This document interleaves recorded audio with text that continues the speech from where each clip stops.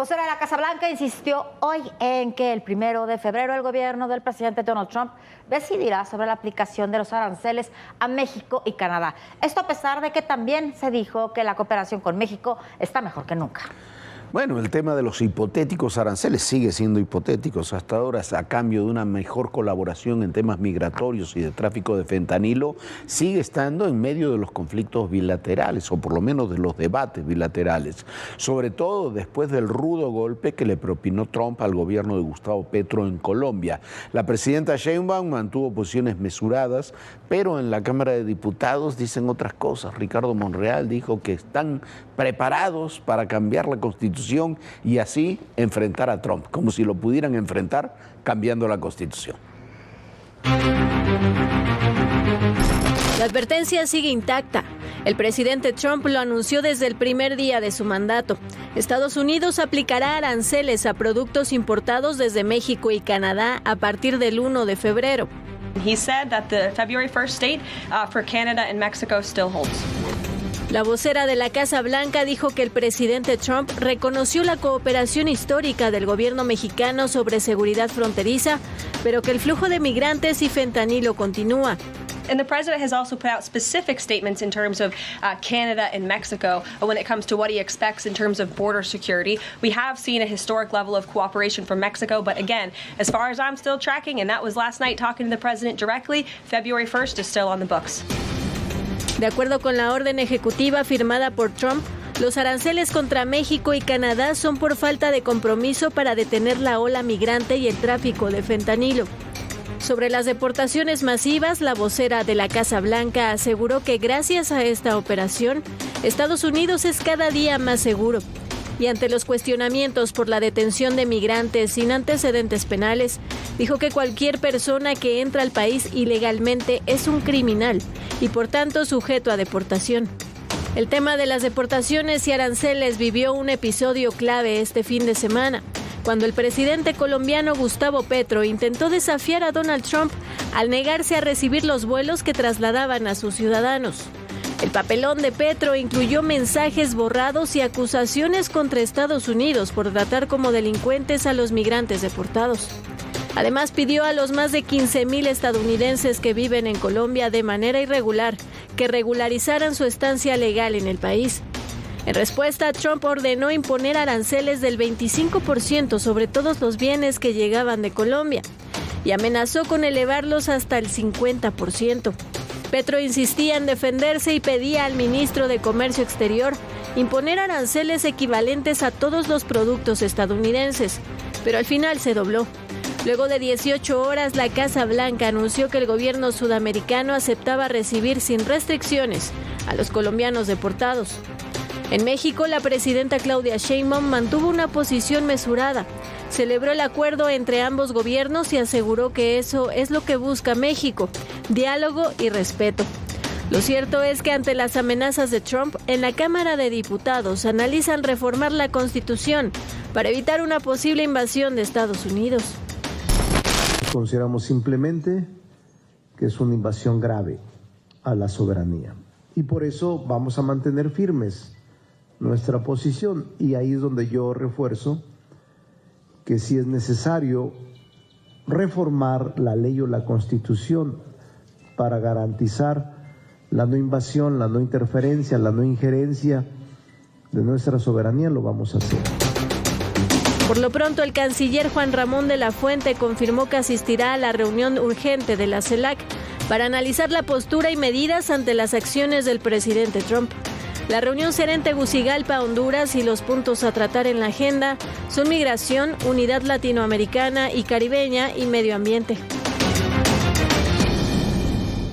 Ojo, es muy importante este dato, que a la reunión de la CELAC irá el canciller Juan Ramón de la Fuente y no la presidenta Claudia Sheinbaum. Bueno, todo esto sucede al mismo tiempo que se intensifican las redadas en los Estados Unidos e incluso la nueva jefa del Homeland Security, Kristi Noem, participó en la primera redada realizada en Nueva York. En esta redada se detuvo a uno de los líderes de los cárteles conocidos, un cártel que ha sido muy duro y que tiene presencia en México, pero principalmente es venezolano, llamado el Tren del Agua. La secretaria de Seguridad Nacional de Estados Unidos, Kristi Noem, encabezó la primera redada contra migrantes en Nueva York. Este operativo marca el inicio de las redadas anunciadas por el presidente Trump contra la migración ilegal. En videos difundidos en redes sociales se observa a las fuerzas federales ingresar a edificios de apartamentos para detener personas supuestamente vinculadas con actividades delictivas. Seguridad Nacional informó que en uno de los inmuebles del Bronx se capturó a un criminal identificado como Anderson Zambrano Pacheco, de 25 años, líder de una célula del cártel Tren de Aragua. Anderson es acusado de diversos delitos en Aurora, Colorado, entre ellos secuestro, allanamiento y amenazas con armas de fuego. Estas operaciones buscan desarticular a las pandillas de migrantes. Hasta ahora, el Servicio de Control de Inmigración y Aduanas de Estados Unidos, conocido como ICE, ha efectuado redadas en ciudades como Chicago, donde más de 100 personas fueron detenidas. También en Denver, donde se detuvo a varios integrantes del Tren de Aragua. Otras ciudades son Miami, Texas y Seattle. De acuerdo con la cadena estadounidense NBC News, el gobierno de Trump planea realizar redadas en 3 ciudades distintas cada semana. De acuerdo con los registros, el 52% de los detenidos son considerados arrestos criminales, es decir, migrantes con antecedentes penales o casos pendientes en sus países de origen. El resto son personas sin antecedentes violentos o penales, solo cruzaron ilegalmente la frontera. Diversas cadenas estadounidenses señalan que las 25 oficinas regionales del Servicio de Control de Inmigración recibieron la instrucción de cumplir con una cuota de 1.200 a 1.500 arrestos por día. Por lo pronto, en México se han instalado 10 centros de asistencia a lo largo de la frontera. Están 2 centros en Baja California, 2 centros de atención en Tijuana, en Mexicali, 2 centros de atención en Sonora, Nogales y San Luis Río Colorado. También un centro de atención en Ciudad Juárez, otro en Nueva Rosita, Coahuila, y uno en el Carmen, Nuevo León, así como en Tamaulipas, Matamoros, Reynosa y Nuevo Laredo. Sobre la coordinación de México y Estados Unidos para recibir a los migrantes, la presidenta Claudia Sheinbaum dijo que no es algo nuevo, que se ha manejado en administraciones anteriores. Y hay coordinación permanente que ha existido en el pasado. Vean el periodo de Bill Clinton, el periodo de Barack Obama, el primer periodo de Donald Trump, el periodo de Joe Biden.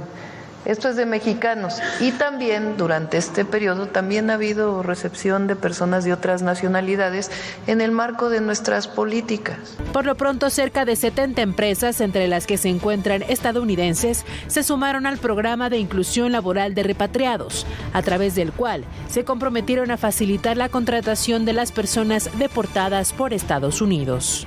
De acuerdo con los empresarios, las oportunidades de trabajo creadas generarán empleos para 50,000 personas. Bueno, mire, yo no sé, usted tampoco lo sabe, cómo está exactamente la colaboración entre México y Estados Unidos en esta primera semana y un día de Donald Trump. Con todo lo que se dice y se declara, hay un par de señales que son positivas. Lo que dijo el propio Trump en esta conferencia a distancia que dio en el foro de Davos, que dijo que la cooperación con México estaba muy bien. Lo que dice incluso la propia vocera Leavitt, que después de decir que sí, que el 1 de febrero sigue estando en la agenda por el tema de los aranceles, dice que la cooperación con México está mejor que nunca. No sé cómo estará la cooperación con México. Me parece que hay algunas vertientes que hay que analizar. Primero, hay una cooperación, una colaboración. Lo decía incluso la presidenta, en otras palabras, que se da en las áreas de seguridad en 3 ámbitos diferentes. Por una parte, el que establece Omar García Harfuch, que tiene buenas relaciones ahí en los Estados Unidos, el que a mí me parece el principal, que es el que mantienen los ejércitos de México y de Estados Unidos, que es una relación que se ha mantenido siempre mucho menos publicitada y mucho más eficiente de lo que se cree, y la que mantiene, que ha recuperado según nos informan, la Marina con ciertos organismos de seguridad estadounidenses. Me parece que en eso se está basando estos contactos y esa cooperación del que se habla en el tema de seguridad. En el tema migratorio, la respuesta presidencial ha sido buena, ha sido mesurada, puso distancia con lo que hizo Petro, la puso también el propio Brasil y otros países. Nadie terminó apoyando a Petro en esa locura de fin de semana que tuvo, pero me parece que también hay que terminar ajustando muchas vertientes. La principal de esas vertientes es que la frontera sur no es que se cierre, sino que retomemos un verdadero control de la frontera sur. Y lo que sí no puede ocurrir, porque eso es lo que alimenta el discurso antimigrante de las cadenas o de las redes sociales en Estados Unidos, son las caravanas. Mientras tanto, hay novedades de México en Washington. Bueno, y son buenas noticias, la verdad, porque por lo menos se manda un mensaje de estabilidad. Esteban Moctezuma confirmó él personalmente que permanecerá al frente de la Embajada de los Estados Unidos. Lo hizo a través de un video en redes sociales y aseguró que habrá momentos muy difíciles, pero también habrá momentos alentadores, e hizo un llamado a la unidad. Así que, bueno, es una buena noticia que Esteban Moctezuma esté al frente de esta embajada, porque era muy grave que no tuviéramos formalmente un embajador en Washington. México debe defender sus intereses como parte de una región productiva y sobre todo una región que impulse valores humanos, humanista. Nuestra relación económica con Estados Unidos significa casi la mitad de nuestro Producto Interno Bruto, y lo tenemos que cuidar siempre, porque eso es la fuente del mayor empleo posible en México. Y lo más importante también, casi 40 millones de habitantes de este país, de Estados Unidos, tienen ascendencia mexicana. Hoy la presidenta Claudia Sheinbaum, con paciencia e inteligencia, ha logrado iniciar con el pie derecho su relación con el presidente Donald Trump, en contraste con otros gobiernos. Y ella, como ustedes saben, determinó por el momento mi permanencia en la embajada para decidir precisamente en función de los nuevos tiempos y sus exigencias. Bueno, mucho se especuló si Esteban Moctezuma iba a continuar o no ahí en la embajada por el cambio de administración en México y por el cambio de administración sobre todo en los Estados Unidos. Ningún embajador se manda solo. Esteban Moctezuma no hubiera hecho este mensaje sin indicaciones de la Cancillería y de la Presidencia. Es el representante de México en Washington. Y bueno, es, decía Viviana, un buen paso. Hay que acompañarlo eso con mucho más. Hay que hacer lobbying como pocas veces se hizo en los últimos años, sobre todo los últimos 6 años, que se abandonó casi totalmente esa tarea, más allá de la propia embajada y de los cónsules, asumiendo, como hemos dicho muchas veces, que hay muchos cónsules que son simplemente políticos reciclados o fracasados o que les dieron un premio y que no cumplen ninguna función de acrecentar y mejorar las relaciones de México en Estados Unidos. Esa es una tarea fundamental. Por lo pronto, Esteban Moctezuma se queda ahí en la embajada en Washington. Del que somos el primer país exportador. Renunció, ¿por qué? Porque no estaba de acuerdo en la magnitud que ha tenido el narcotráfico mexicano.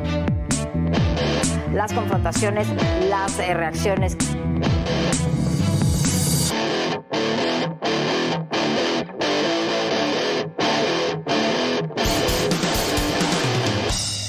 Y en la Ciudad de México fue detenido uno de los principales operadores de los laboratorios de fentanilo del cártel de Sinaloa. Al mismo tiempo se decomisaron 2 laboratorios, uno en Tlaxcala, uno en Puebla. Y bueno, mientras tanto la presidenta Claudia Sheinbaum ha dicho que ella no está para poner o quitar gobernadores, que eso solo lo decide el pueblo. Y bueno, veremos qué tanta fuerza tienen las manifestaciones que se han hecho en contra de Rocha Moya, el gobernador de Sinaloa, que sin lugar a dudas por eso vienen estas declaraciones de la presidenta. Joel Medina Miyazaki, alias La Morsa o Joelín, de 37 años, fue detenido en la colonia Narvarte, en la Ciudad de México, el 27 de enero. Es identificado como un colaborador cercano de Aureliano Guzmán Loera, alias El Guano, quien pertenece al cártel de Sinaloa y es hermano de Joaquín El Chapo Guzmán. Al momento de su detención, la Morsa tenía en su poder dosis de droga como cocaína y un arma.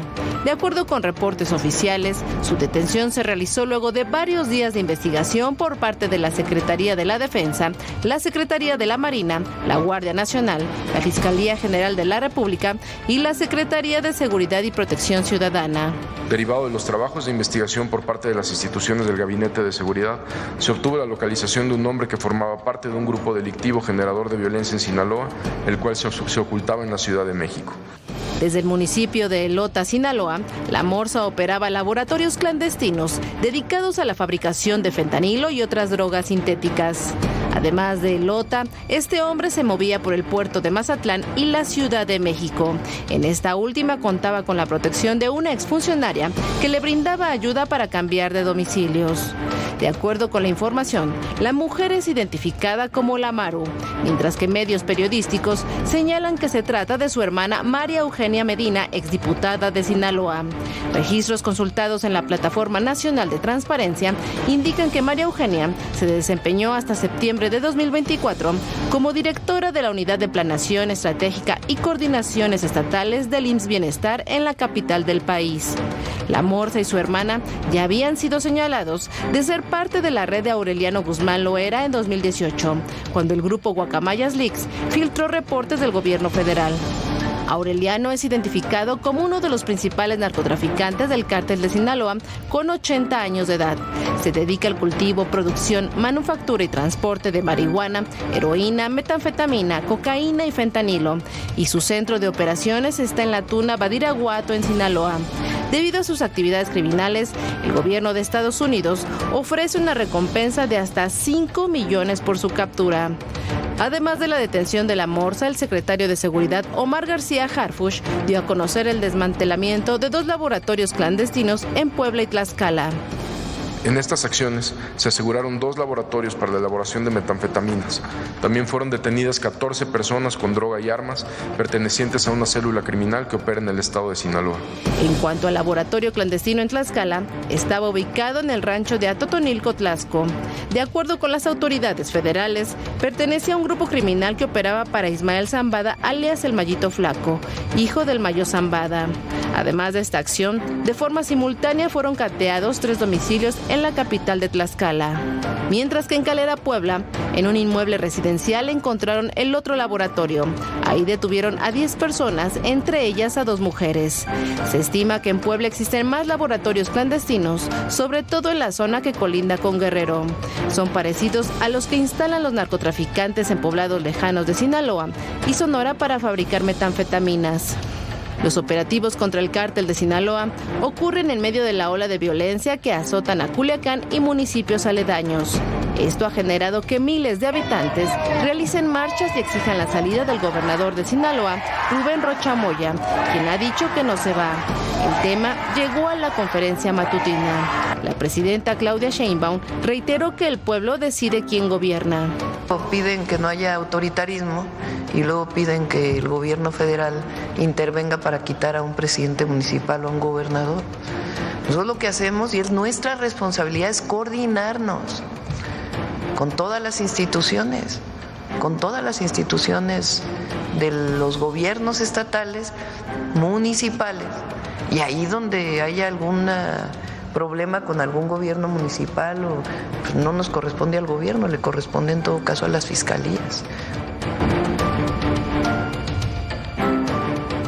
Bueno, se han cansado en la 4T de acusar a los gobiernos anteriores de que no intervenían porque tal funcionario, tal otro funcionario, tal gobernador o tal otro gobernador o tal político estaba relacionado, lo acusaban de estar relacionado con los narcos y ahí lo dejaban, y ahora la respuesta que nos dan es que no, que es un tema de la fiscalía, que no es un tema del... No es por, si es por capricho político, por supuesto que no se debe intervenir. Pero si es porque hay acusaciones o porque hay una situación caótica en un estado, por supuesto que debe haber una intervención del Ejecutivo Federal. Para eso está. Yo no digo que corran o quiten un gobernador, pero tienen que intervenir y tienen que responder a esas acusaciones. Hoy en la mañanera el secretario Omar García Harfuch hizo una nueva evaluación de los avances registrados en el ámbito de la seguridad. Más de 10,000 detenidos por delitos de alto impacto son resultado de la Estrategia Nacional de Seguridad implementada desde el 1 de octubre de 2024 hasta el 26 de enero de 2025. Han sido detenidas 10.148 personas por delitos de alto impacto. Se han asegurado más de 90 toneladas de droga, incluyendo 1.252 kilos y 738.970 pastillas de fentanilo. Omar García Harfuch, secretario de Seguridad y Protección Ciudadana, presentó las acciones más importantes realizadas en Sinaloa durante enero de 2025. En Culiacán se aseguró un vehículo con 420 kilogramos de metanfetamina, cuyo valor estimado es de 124.8 millones de pesos. En el mismo municipio fue detenido Juan Carlos N., generador de violencia en Sinaloa, quien cumplía con la función de supervisar la producción y trasiego de metanfetamina, cocaína. Además, catearon 2 inmuebles donde detuvieron a 6 personas. Uno de ellos era utilizado como centro de monitoreo y estaba vinculado a cámaras instaladas en calles de Culiacán. Esta casa operaba aproximadamente desde hace 3 meses y ya fue desarticulada. ¿Y de qué célula criminal se trata? De los Chapitos. A estas acciones se suma la detención de 8 generadores de violencia en la entidad y uno más detenido en la Ciudad de México, pero con cuentas pendientes en Sinaloa. También destacó el aseguramiento de droga en Baja California y Baja California Sur.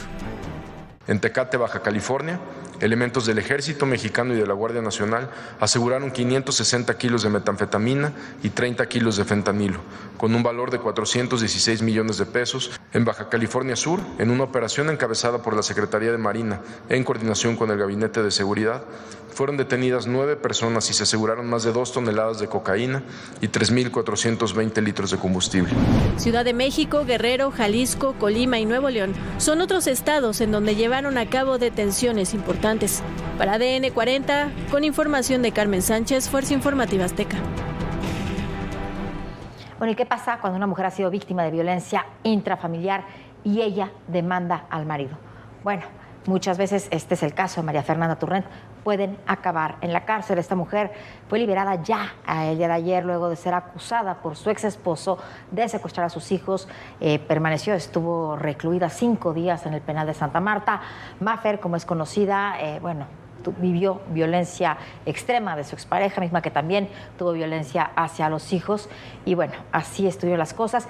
En septiembre del 2023, ella presentó una denuncia, pero su expareja le reviró la denuncia, presentó otra denuncia ante la Fiscalía de la Ciudad de México y, bueno, diciendo que ella era la violentadora, y logró que detuvieran a Marifer y la vincularan a proceso por la sustracción de menores. Sin embargo, bueno, la actual fiscal decidió retirar a este funcionario y lo destituyó, y hoy Marifer está ya en libertad con sus hijos. Sí, un caso muy controvertido, como hay varios otros muy similares, pero desde el punto de vista del que se lo quiera ver, acusar y detener, meter a la cárcel a esta mujer por ese presunto delito, creado con colaboración de un exfuncionario de la Fiscalía, es inaceptable. Una buena de las primeras decisiones de la nueva fiscal de la Ciudad de México. El Senado adelantó para este jueves al mediodía la tómbola, imagínese usted, para definir a los candidatos a la elección judicial, que serían elegidos por el Comité de Evaluación del propio Poder Judicial. Como los integrantes de ese comité renunciaron luego de indicar que no había condiciones porque existía una orden de suspensión para no seguir el proceso, el Tribunal Electoral, el Tribunal del Poder Judicial Electoral Federal, decidió que fuera el Senado el encargado de continuar con todo este mecanismo. Y como no tienen tiempo, no tienen ganas, decidieron que para qué iban a hacer una evaluación, mejor la tómbola, un sorteo, y que la suerte decida quiénes van a ser jueces, quiénes van a ser magistrados, quiénes van a ser ministros de la Corte. Total, ¿qué importa el desempeño? ¿Qué importa la capacidad, no? Jorge, a ver, ¿es tan grave lo que sucede en este tipo de casos? ¿Por qué tenemos que tener a jueces, magistrados, ministros preparados para casos como este que acabamos de mostrar, Jorge, de la Maffer Turrent, que pueden simplemente meter a la cárcel porque algún juez decidió dictar esa sentencia? Y en esta tómbola, escuche usted, podrán llegar muy buenos perfiles, porque sí hay buenos perfiles en esas listas, pero también personas muy capacitadas pueden caer, pueden perder por la suerte y puede llegar, quién sabe quién, ¿no? Decidirá la suerte. Así estamos con el Poder Judicial en el país. Bueno, pues yo le deseo a usted mucha suerte. Si llega a tener algún problema con la justicia, descanse, sueñe bonito y por supuesto nos vemos mañana aquí en Todo Personal. Bonita noche. Muy buenas noches, Viviana. Muy buenas noches a todos ustedes. Y recuerde, en el poder y en la política todo, pero absolutamente todo, es personal. Gracias.